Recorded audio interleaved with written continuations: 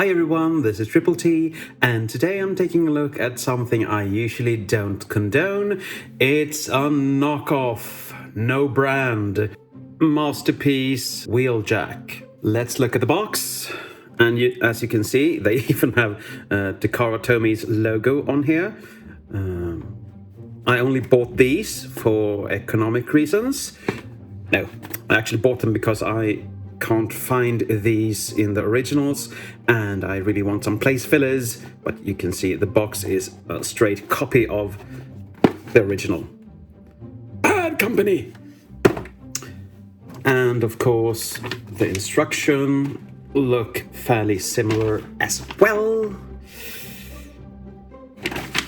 And you have the shoulder cannon and the laser gun and so on. And for accessories, you get his little laser gun here, done in, well, silvery plastic. Feels actually good. And the little shoulder missile launcher, shoulder cannon. And you can bring this out if you want to. There is, well, you can fold this out if you want to. It is not spring-loaded, so it won't shoot you in the eye just because. So that's good, maybe. And you get his little toolkit box here. Looks kind of nice. It looks like it's die-cast, but it's not. It's just pure plastic. But it shines and looks kind of cute. And you get some extra side mirrors for him. The ones that are on do tend to pop off, so this is actually good.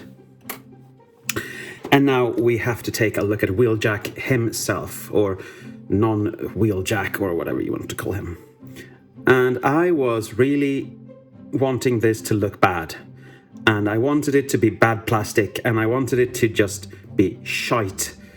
But it isn't. Unfortunately, this is really good, actually. Let's start to look at the hood. There's little side mirrors that you can actually detach, or they do by themselves. You do have the official logos here, which is kind of scary. And you have the back. These are the only things I can find that's actually a bit knock-offy on this one. Those pieces doesn't have the same white as the rest of the car. But if you don't look from behind, you don't see that. This is him from beneath, and this is him from above. And he rolls like he should.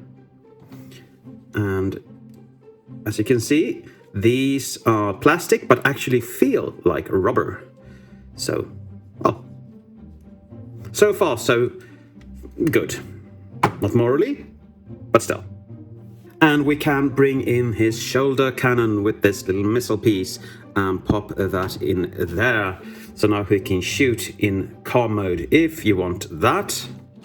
Unfortunately, this little spring-loaded thing stays down, so to get that up, I have to transform him. He doesn't actually have any articulation in this mode, so we'll skip right to comparison. And I'm going to bring in Hoist. And this is Fans Toys version of Hoist. And you can see how they scale together.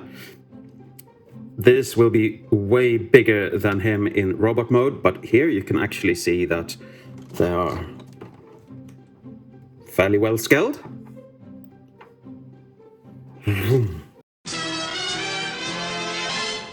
Now let's get him transformed. And I'm going to take these off just so I won't lose them when I transform him. And some of the joints, or tabs rather, are so stiff they are just impossible to get out without a spludger. So I'm going to need my trusty DX9 spludger for this one. Okay, let's start with the hood. You bring that forward and up.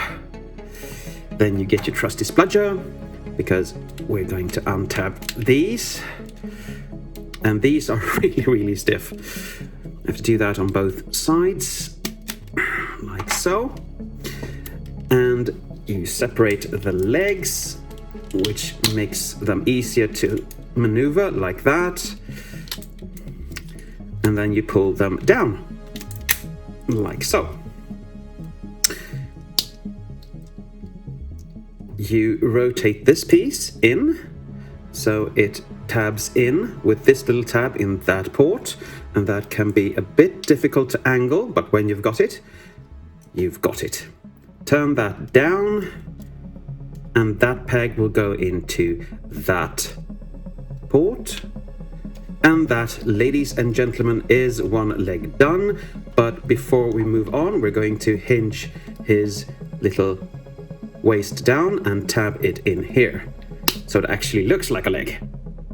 Now that we've got both legs done, he can actually stand, and this has come unhinged, but otherwise you just have to unhinge it from there. You open these up, fold out the head, hi, and close them back up, and you have to do that in the correct order because this is the bigger piece and it's going to tab in to everything else. You loosen this little back piece, like so, and you rotate the arms outwards and around. Pull the arms out to the sides, like so. And you fold the side pieces in, and they can be a bit fiddly to fold in, but we're going to take his little wings out. And as you can see, this wheel has stopped in the wrong place, but now it's correct.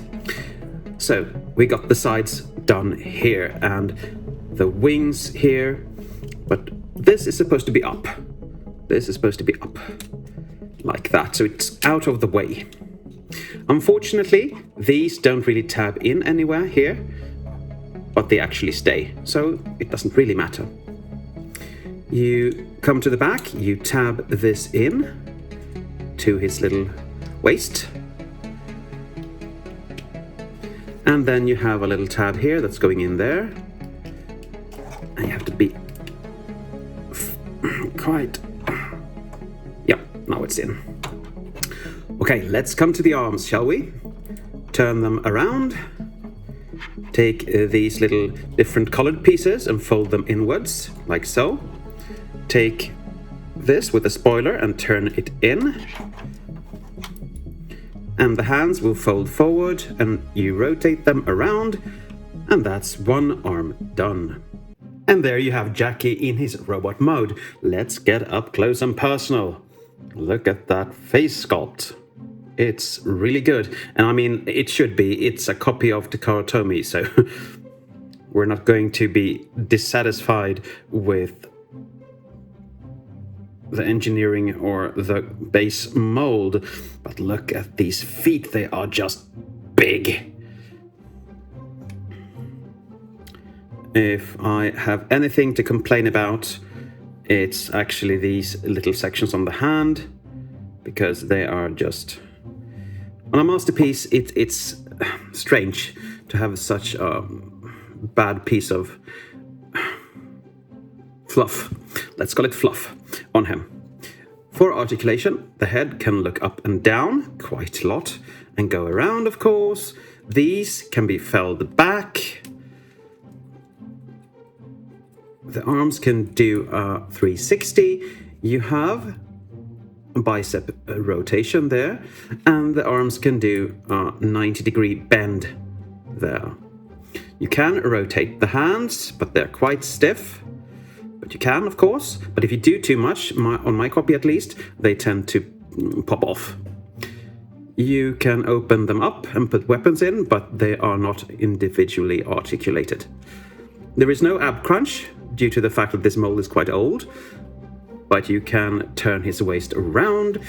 He can high kick, he can back high kick, and he can kick out to there. Now, I don't have the original Takara Tomy, so I don't know if this is equal to or less than their articulation. 90 degree at that knee, and a lot of tiltage at the feet, and it can go down, not that much up because, well, the mold. but he looks really good. And as I said before, I really wanted him to be, cheap and plasticky, but there actually are no loose parts or anything that feels brittle in any way. He's actually kind of good, which makes me think that this is the same factory that actually did the original masterpiece, and they just kept on going, and that's why it's a no brand. I don't know. Because I compared him to some of my masterpieces from Takara Tomy, and the feeling is very similar, actually. I know that some who bought this had knee joint problems and so on, and paint that wasn't really good, so I don't know. And you have sprue marks here, of course, but other than that, he looks really good, and he is really sturdy, which is a bit of a disappointment because I don't want to like a knockoff. But I did buy a couple of knockoffs just because I couldn't get a hold of them, so as placeholders, these are really good, actually, which I wasn't hoping to say. Okay, let's put some accessories on him. You can give him his little toolbox here. I don't know if it is a toolbox or not, but, well, it looks like one, so it's not a firm grip, but he won't lose it. You can put his little laser pistol in a tab in the palm system, like any masterpiece. Close those hands up. And of course, you can put his little shoulder cannon on here as well, so he can just shoot Decepticons or mend Autobots or create... That's never happened before. Or create Dinobots to his heart's content. I'm going to put these back, these little side view mirrors, just to get the full... like that.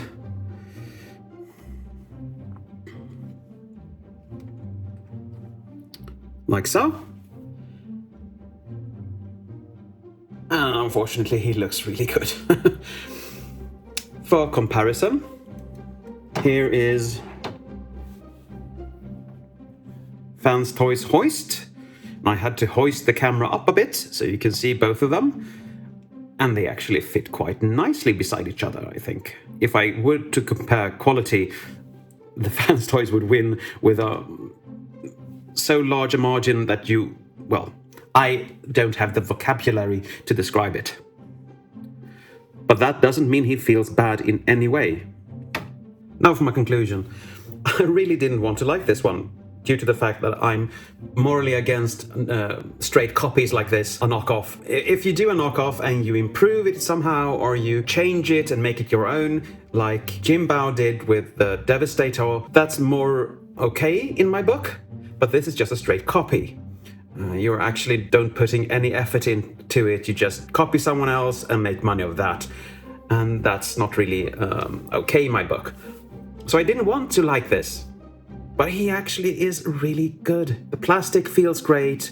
The tolerance are good, except for the two side doors that actually tab in way too tight. But other than that, I have a problem finding faults with him. Okay, maybe he's too short, maybe? Maybe the feet are too big. But I mean, that's the original mold, so I can't fault him for that. If Takara Tomy ever releases this again, or an upgrade for it, I will compare the two just for fun. And if there will be another Jackie release, I will of course exchange this as my Jackie.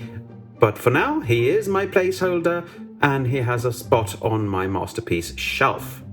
But because this is a knockoff, I will not be giving it a masterpiece score or a recommendation.